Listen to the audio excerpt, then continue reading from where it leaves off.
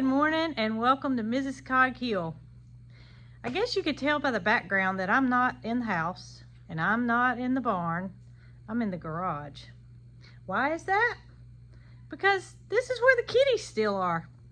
We told you guys that we have some work being done on the barn with the stalls, so the kitties are still in the garage, which is going to work out great for me because I have some work to do in the barn and I really don't need their help. All right, fellas, guess what?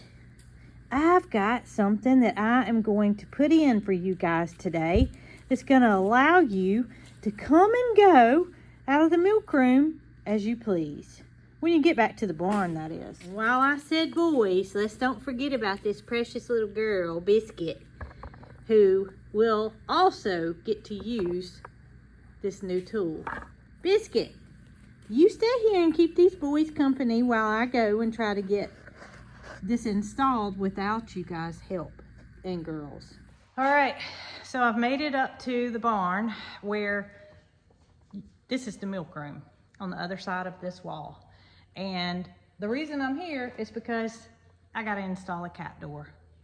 So what I've been doing is just leaving a small crack in the milk room door so that the cats can come out and play. And I want to continue to let them to do that, but we're not ready to let them go outside yet. So in order for me to shut the door and quit leaving a crack in it, I got to get this put in.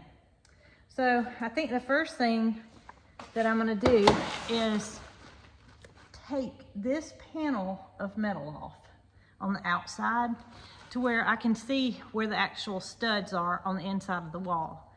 Now, I've got some insulation in there. I know this because I'm the one that put it in. Then I'm going to go on the other side of the wall where there was another piece of metal and remove it. And hopefully this is going to go real smooth. Hopefully I can just take a couple of 2x4s, cut them, rip them down to size, frame this up, and voila, we got a cat door. But as you guys know, things don't always go as planned, so let's get started. So I think this is going to be the best place for the door to go because this is where they're used to coming out. And so we'll just be moving over a few inches. Plus on the inside, this is where the countertop kind of ends and it won't look out of place. So I'm going to start by removing this piece of metal and trying to figure out if this is going to be as easy as I think it is.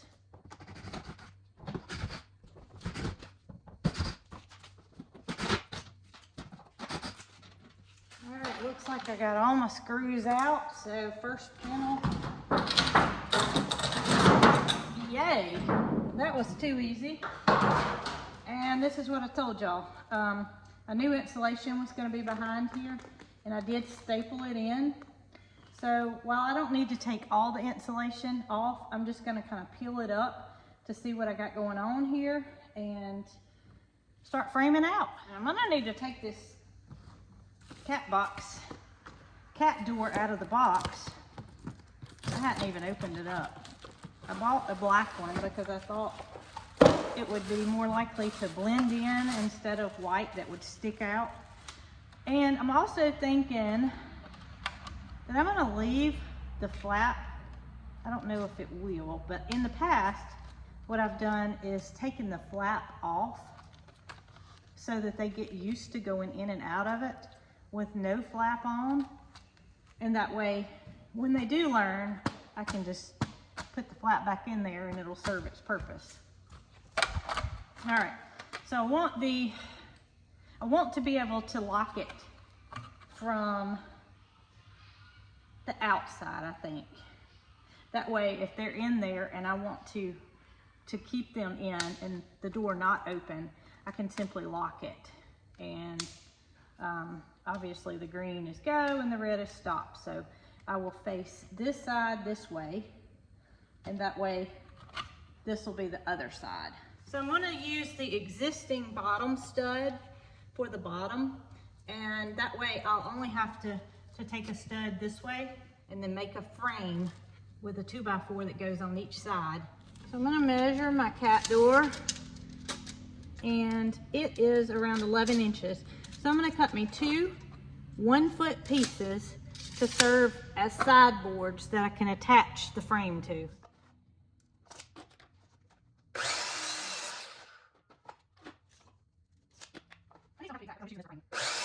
So here's what I'm thinking. I'm going to take these sides that I just cut. This is another side, but attach it this way so that I can screw the front part of the door on this side and the back part on this side, put it in the wall, and then put the metal back on, and it all lines up correctly. That's the plan.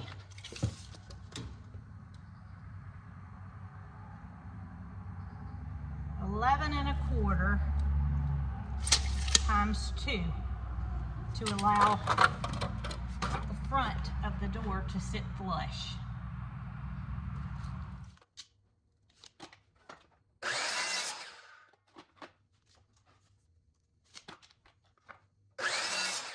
Now it's time to screw this frame together.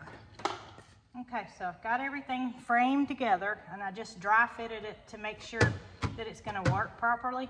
It's magnetized, so it catches on the piece of metal that's on the back side, but that's okay. So this is how it's going to look when it's finalized. This is the piece that's going to go on the other side to connect it, so it's like a complete door.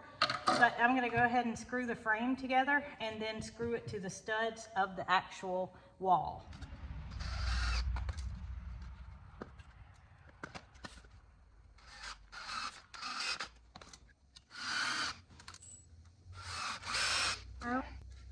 Now I gotta screw this to the stud, but let's try again and make sure this fits properly.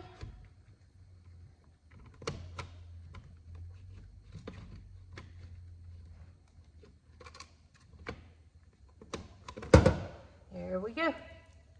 So all is well, and now all I have to do is screw the frame together.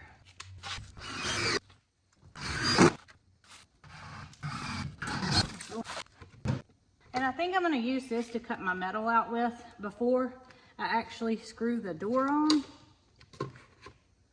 And I'm also going to go ahead and cut the back side out so I don't have to take that piece of metal off.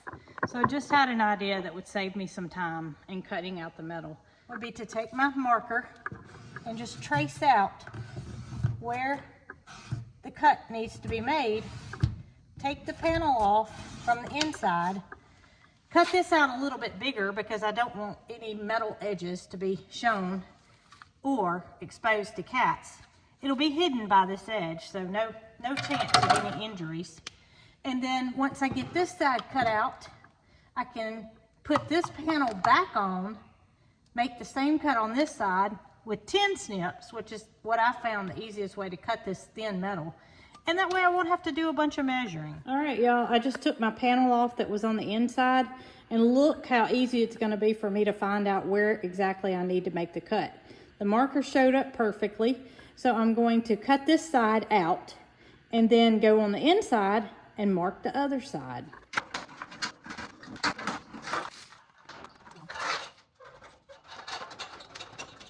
All right, let's see what happens when I put it on. I've got this panel screwed back on the outside, and I'm gonna go in the inside and make a mark for me to cut my metal out. And this is where the exterior portion of the door is gonna go.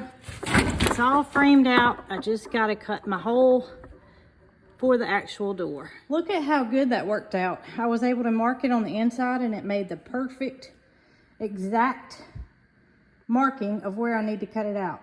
Now I found on the other one that I thought I was going to leave that little piece on the bottom. I thought it would be visible, but I went ahead and cut it out on the inside. I'd rather it not be there than maybe stick up and cause the cats problems in the future. So I'm about to get this thing finished.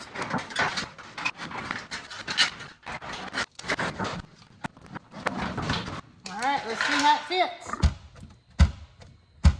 Wow.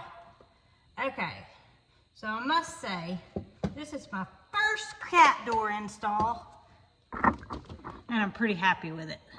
So the last thing is to screw the actual door into the frame. I don't want to screw it too tight because I certainly don't want it to crack. Make sure the door still opens.